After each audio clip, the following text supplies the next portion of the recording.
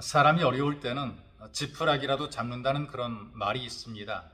힘들 때 어려울 때에 누군가 함께 있어 주는 것만으로도 위로가 되고 힘이 되는 것이 있어요. 가끔 제게 걸려오는 전화가 있습니다. 전화하는 사람은 다른데 거의 비슷한 내용의 전화를 몇 번 받은 적이 있어요. 왜 그래라고 물어보게 될 때에 그들의 대답은 동일합니다. 그냥 목사님 목소리 듣고 싶어서요. 그런데 사실 이런 말을 할 때에는 뭔가 힘들 때입니다. 개인적이든 가정적이든 또는 사람과 사람 사이의 관계에 있어서든 아니면 사업 일이든 직장 일이든 뭔가 그들이 개인적으로 어려움을 겪고 있는 상태일 때에 전화를 하곤 하죠. 실제로 삶이 힘들 때에 손 한번 잡아주는 것만으로도 큰 힘이 됩니다. 목소리를 들려주는 것만으로도 위로가 되기도 하고요. 그리고 그냥 함께 옆에 있어 주기만 해도 큰 위로가 되는 것이죠. 저는 소망이 없어 보이는 사람과 함께 하시는 그 하나님에 대해서 여러분들에게 소개를 드리려고 합니다. 도저히 소망이 없는 사람들이거든요. 그런데 하나님께서 그런 사람과 함께 하시는 것이죠. 이를테면 제국의 왕자라는 최고의 신분에서 버림을 받게 되고 광야에서 양을 치는 목동의 신분으로 떨어진 모세에게 나타나신 하나님이십니다. 이 하나님께서 모세에게 말씀을 들려주시는데 제가 그 말씀을 여러분들에게 소개를 해드리려고 합니다. 구약성경 출애굽기 3장 4절에서 8절까지의 말씀인데 제가 여러분들에게 봉독해 드리겠습니다. 여호와께서 그가 보려고 돌이켜 오는 것을 보신지라 하나님이 떨기나무 가운데서 그를 불러 이르시되 모세야 모세야 하시매 그가 이르되 내가 여기 있나이다. 하나님이 이르시되 이리로 가까이 오지 말라. 내가 선 곳은 거룩한 땅이니 네 발에서 신을 벗으라.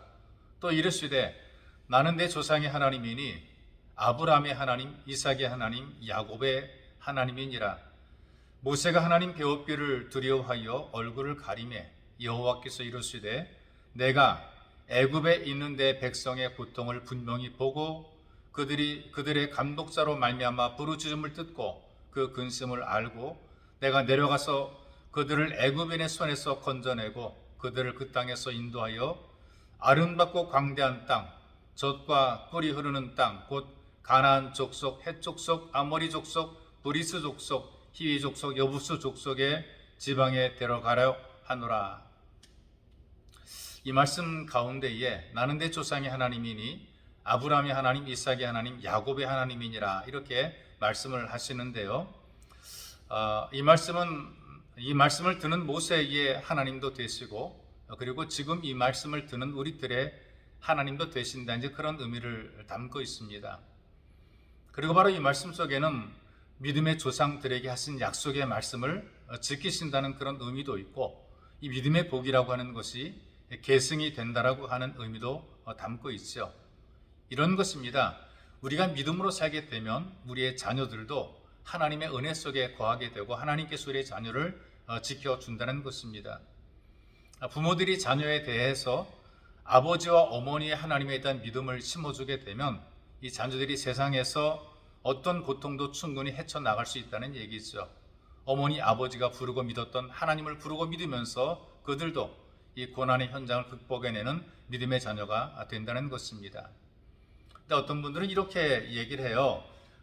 자기가 고생을 많이 하며 자랐기 때문에 내 자식만큼은 절대로 고생시키지 않겠다. 그래서 원하는 대로 모든 걸 다 해줍니다.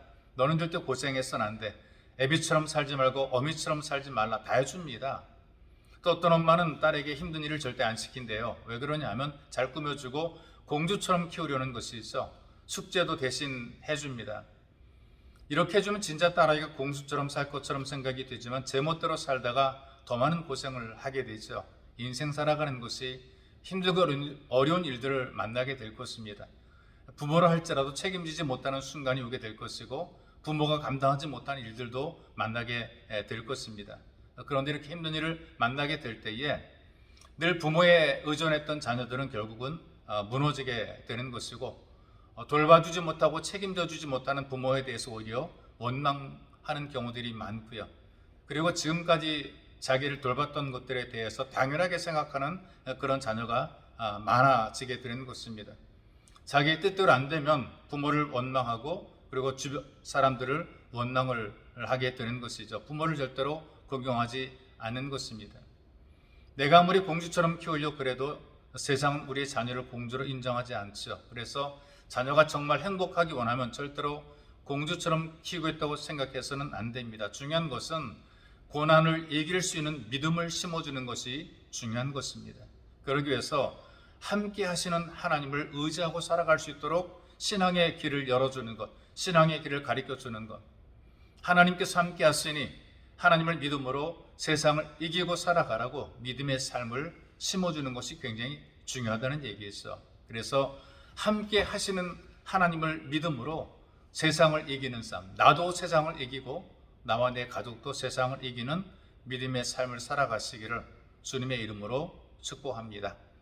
살아계신 역사하시는 좋으신 하나님, 하나님께서 우리들에게 은혜를 베푸셔서 조상들의 하나님뿐 아니라 지금 오늘 우리의 하나님, 나의 하나님이 되어 주시고 믿음의 조상들이 믿음으로 그 모든 문제와 세파를 극복하고 헤치며 살았던 것처럼 오늘의 우리들도 인생의 문제를 하나님 믿고 믿음으로 극복하며 헤쳐나갈 수 있도록 길 열어주시니 고맙고 감사합니다. 내가 예수를 잘 믿음으로 내가 믿음 생활 잘함으로 나와 나의 가족과 자녀들도 동일하게 믿음 생활을 잘하며 이 신앙을 이어갈 수 있도록 은혜를 덧입혀 주시고 믿음으로 부유해지는 가정이 되도록 하나님 은혜를 더하여 주옵소서. 보배로우신 예수님의 이름으로 기도하옵나이다.